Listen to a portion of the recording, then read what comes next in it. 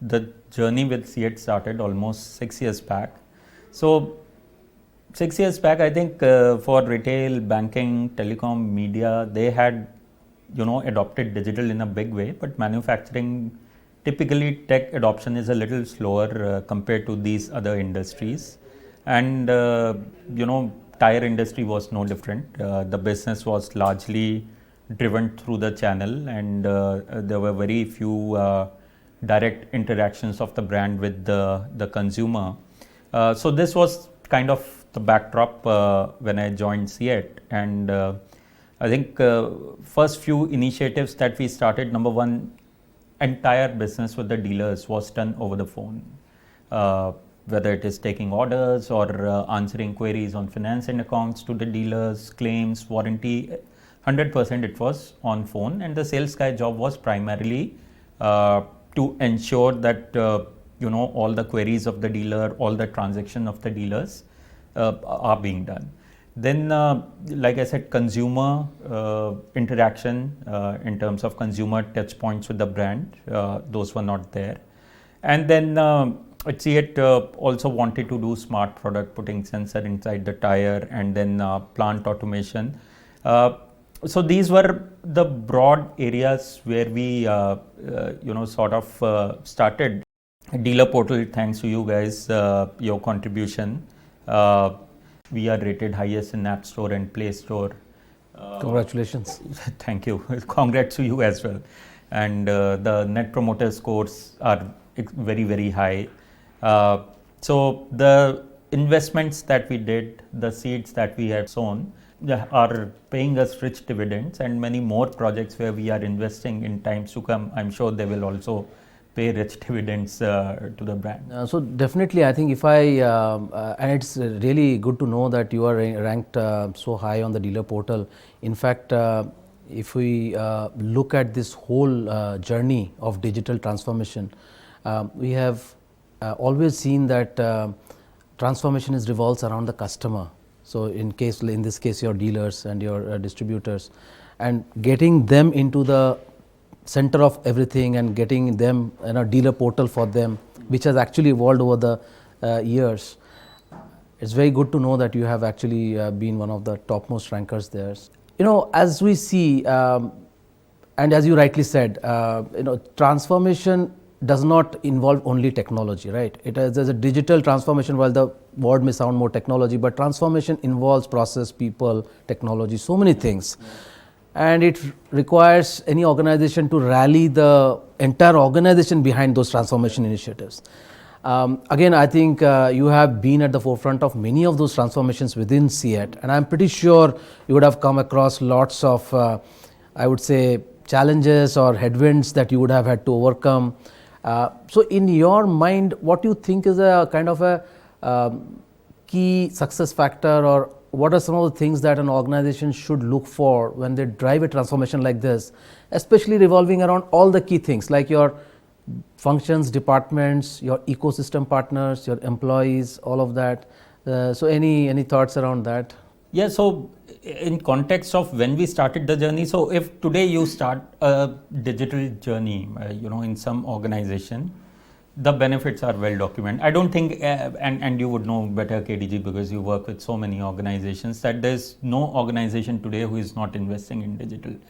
From a small shop to a very large business, everyone is investing in digital. So I think today starting a digital journey in terms of buy-in is far easier. But when I started, those were early days, especially for the Indian manufacturing industry. And the people, the leaders, while there was a direction, there was a management consensus that digital is an important space, but for them to visualize what digital can do, they hadn't experienced the benefit. So initial days were a bit difficult, and I think that's where executive sponsorship comes into play, because you need your CEO, your MD, your CFO, etc., to be on the forefront, to become the face of digital transformation, right, at least in the initial days. So I think that helped a lot from business alignment perspective. Another thing I would say, moving to the partners and consumers, I think one key learning is that, and now it is like a Bible for CEAT.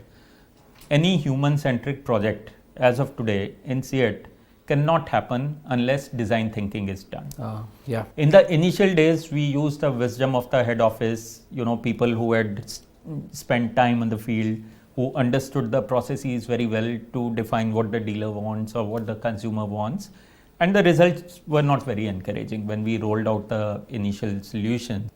But post that, we moved to design thinking methodology. And I think since then we have not looked back. I think the adoption of whatever initiative we have done, especially on the channel front, because that's a far more mature journey for us. I don't think there is any issue when it comes to that. We co-create with the dealers, we co-create with the fleets, we co-create with the field people. And another thing that has been a hallmark of our CEAT's digital transformation journey is extreme focus on adoption by business. Yeah. When we started out, many times the adoption metrics and business metrics are defined in the business case, but when we actually do the project, it's not in the project scope, the KPIs for that. So you have to, for many projects we did it retrospectively, but post that we said that, any project that we are starting, we will define these KPIs upfront and it will be part of the project scope, so that the visualization, the dashboards are available for that. So these three things I would say have been really, really helpful, or have been the key success factors in the entire journey. That's very interesting. I do remember, in fact, when we were initially doing this work with you on the sales side of, and I remember the apps that the original, the app that you had, there was a lot of improvement that was done on the front GUI of those apps based on design thinking and thinking from the dealer's perspective. And thereafter, if I'm not mistaken, when we started this journey, the adoption was pretty low. And that was the time when we moved to design thinking, sort of design thinking and data quality. And that's when we migrated to S4. And that was a time, we also started working together. So we did a few things together. We had better quality data, we did design thinking, and if you remember, we also re-architected the Salesforce application.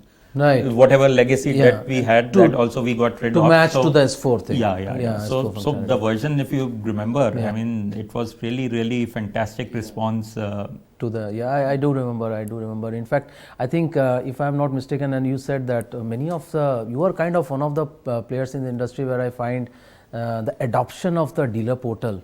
Many of the clients keep saying that, we have a fantastic system, but most of our dealers, distributors, they don't use it. Yeah, and I'll tell you what, this is an interesting point.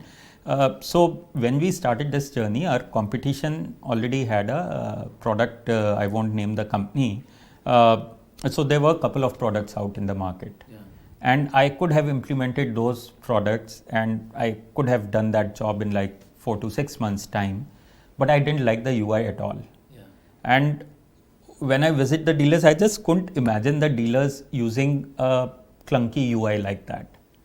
And with Salesforce platform and developing native apps on top of that, and from that perspective, I was very clear that whatever product we have, even if the number of functionalities are lesser, the UI has to be really good, which is meant for the people in the trade, who some of them are not fully literate also. Yeah. So even those people should be able to use. So absolutely. Yeah. And once people start using that and they feel that there is it's easy to use, they start putting the data, and then as you said, the data becomes the data quality goes up.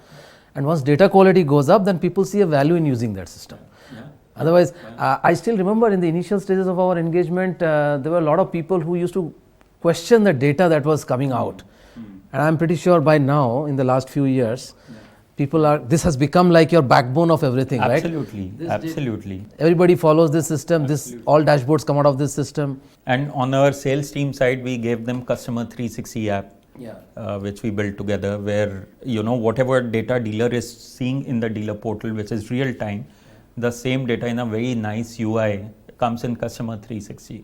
Sales guy looks at the customer 360 app, looks at the KPIs which are in red, and now we have a recommendation engine also on top of this. So not only this, as a value add, our salesperson can also recommend SKUs that will potentially sell from that store. Right. No, I think these are very three critical, very key points that you mentioned. One is about ensuring that the UI has to be very, very simple and very user friendly, and that in turn leads to higher adoption, and higher adoption leads to a higher data quality, which further is a kind of a cycle, which further leads to higher. It's a virtuous cycle. It's a virtual cycle.